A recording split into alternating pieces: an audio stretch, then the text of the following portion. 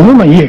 我想講一講嗰個第四、第五條，我都想。第四、第五條咩？唔係第四，頭先我未問啊嘛。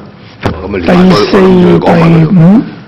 嗱，即係廢除第36條釋義嗰度啊，第6部嗰度啊。第6。同埋頭先佢啱啱講嗰個修訂第37條嗰度。好。OK。係。先講嗰個嗱，36條咧就原本係一個釋義條文，咁即係為呢個第6部裏邊提到唔同嘅選舉，包括行政長官、立法會、區議會、鄉議局同埋鄉郊代表選舉嗰個選舉結果嘅公佈日期嚟作出規定嘅。嗱，除咗呢個所謂鄉議局同埋鄉郊代表選舉之外咧，即係話呢啲相關選舉結果憲報公佈嘅日期啊，咁而就鄉議局選舉同埋鄉郊代表選舉嚟講咧。咁啊，話選舉主任宣佈選舉結果嘅日期咁，嗱呢啲咁嘅釋義條文咧，其實好常見嘅。其他即係可以令其他條文即係更加精簡去表達，容易理解。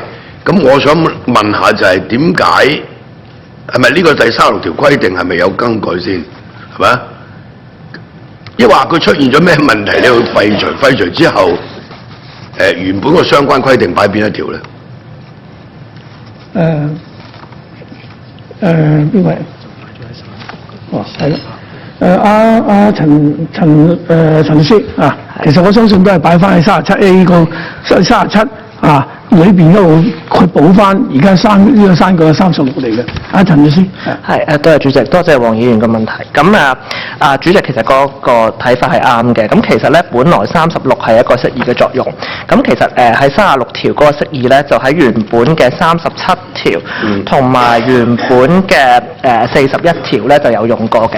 咁但係咧就因為因應即係政策上有改變啦，正如秘書長講就係我哋而家就即係拍齊咗嗰個申報書嗰個遞交嘅日期啦。咁我哋而家個做法咧就係將各種唔同嘅選舉嘅情況咧，就喺37條度咧就分別寫出嚟嘅。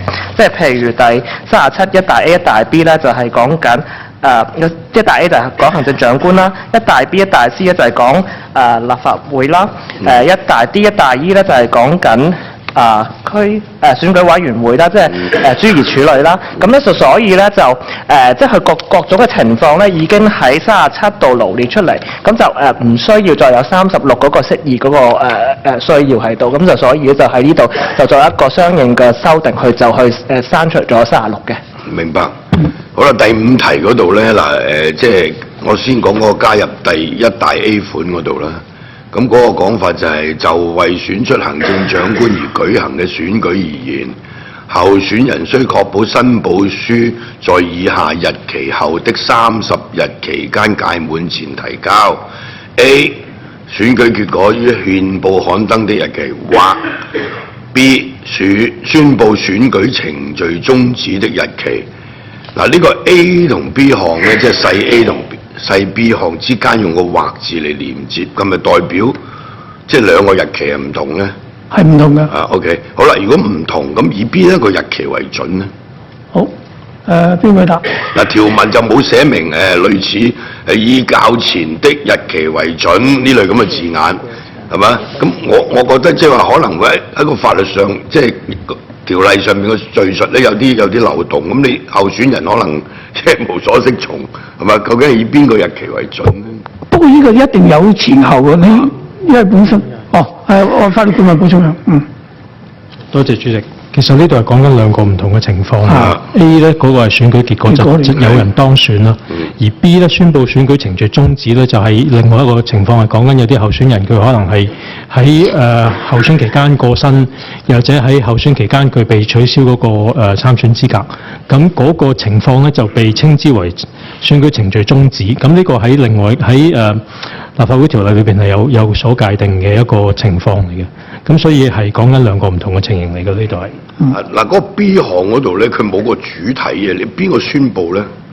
即係同嗰個頭先講到36條嗰個即係嗰個所謂佢嗰個 C 項嗰個定明係選舉主任宣佈選舉結果，咁但係呢個宣佈選舉程序終止日期嗰個主體係咩咧？邊個宣佈咧？法律顧問可唔可以係因為呢一個事件嘅發生咧，係有其他嘅條文去界定咗嘅，咁所以其實喺其他嘅條文裏邊已經界定咗由邊一個去宣佈呢一個程序嘅終止嘅。如果我冇記錯，都係選舉事務主任嚟嘅。選舉李主任係嘛？我相信都係選舉主任去作出嘅公佈㗎啦。冇錯，應該由選舉主任嘅，同埋有關條文喺行政長官條例裏邊嘅。另外嗰個咧，即係下邊一大 A 嗰度其中一個講法就係、就為選出行政長官而舉行的選舉，咁可唔可以有？我想問下，即係可唔可以有第二個表述嘅方法咧？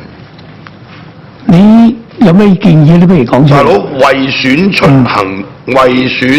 行政長官而舉行的選舉，你話啦，前邊有選出，後邊有選舉，係嘛？咁行政長官選舉6個字咪搞掂啦？解俾我聽有咩唔同先？我俾翻起訴呢度有冇起訴專員喺度？咩叫為選出行政長官而舉行的選舉而言，係嘛？咁點解應該就行政長官選舉咪搞掂啊？陳生。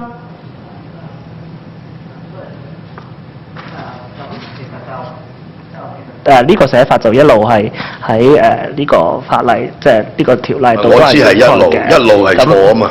咁我諗唔可以話佢係錯嘅。咁但係即係黃議員可能有另外一個公正啊嘛，大佬呢個敘述係有問題。不如等佢答啦。我知道因為舊嘅。一聽到呢句我話麻麻地啱聽嘅啫。係。喂，一路啊，成日一路都係有問題㗎啦。講下講個中文法例不嬲都有問題，你哋唔肯去改啫嘛，大佬係咪？我提嗰903項擺完條例嗰個咪就係咁解啫嘛，係咪？連主席都話應該要改冇計，不過唔可以放行，係咪？